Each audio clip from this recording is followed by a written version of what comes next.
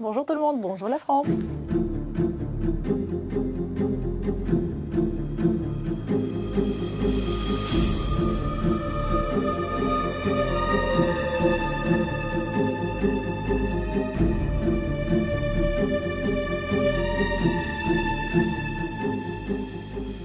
C'est mon 17e livre publié. C'est le livre qui est en même temps le premier roman pour moi. C'est en même temps thriller, c'est un livre de suspense, peut-être un tout petit peu le polar, en même temps un livre d'amour. C'est tous les genres mélangés avec beaucoup des choses fortes, des intrigues, des meurtres, la drogue, l'amour, les trahisons. C'est difficile. Le monde des milliardaires russes est très exotique. Ce livre raconte les aventures ou mes aventures d'un milliardaire russe.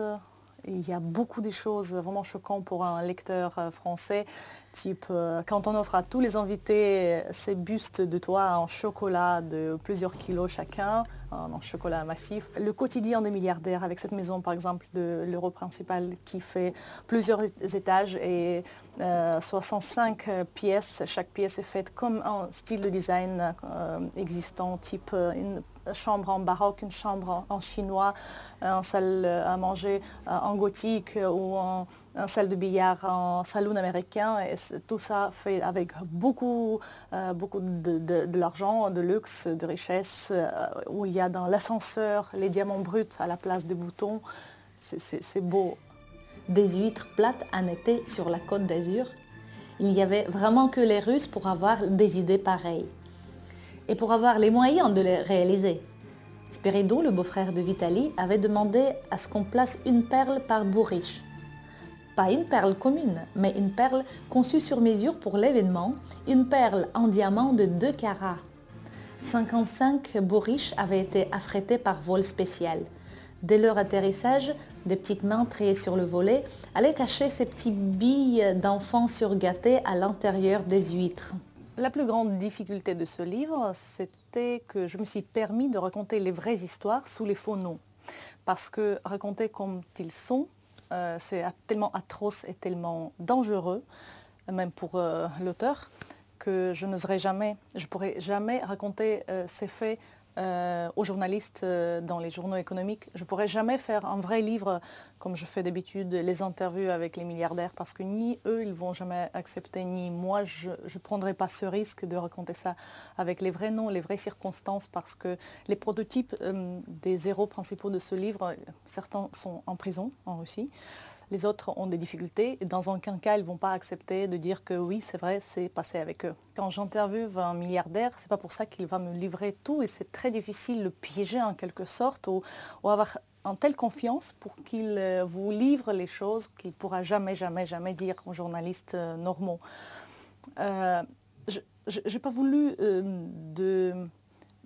que les autres pensent que j'ai trahi la confiance de quelqu'un, parce que j'ai tellement camouflé les choses que les prototypes, les gens eux-mêmes vont se reconnaître.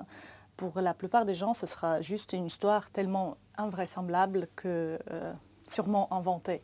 Pour clore le chapitre Tombola des mers, le plus compliqué avait été de faire venir ces bellons et de mettre en place le système de conditionnement à des cas pour les servir sur un palace flottant au milieu de la baie de Saint-Jean-Cap-Ferrat par une température caniculaire. En ce qui concernait les diamants, TH ne s'est occupé de rien. Spiridon, en charge de l'unité de production numéro 7 en Sibérie, avait pris les choses en main. Il avait chargé son maître joaillier de faire 50 répliques du Grand Mogol et Anton, le grand Manitou de la protection rapprochée de Vitali Korolev, de sécuriser l'opération sur place. Pour le transport de la précieuse marchandise et sa facturation, il fallait lui faire confiance. Il s'en occupait personnellement.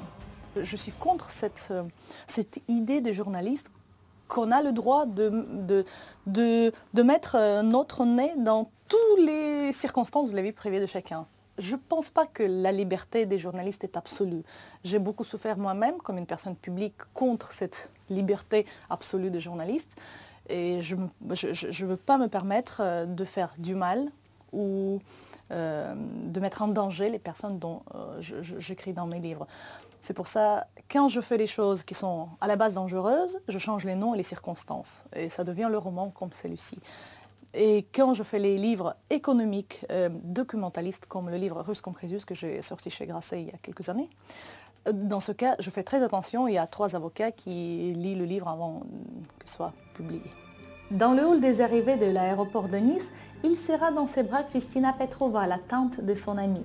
Il fallut qu'elle vérifie elle-même si les bagages étaient bien arrivés, si on ne lui avait pas volé une de ses 12 valises Vuitton. C'était un peu beaucoup pour un séjour de 5 jours.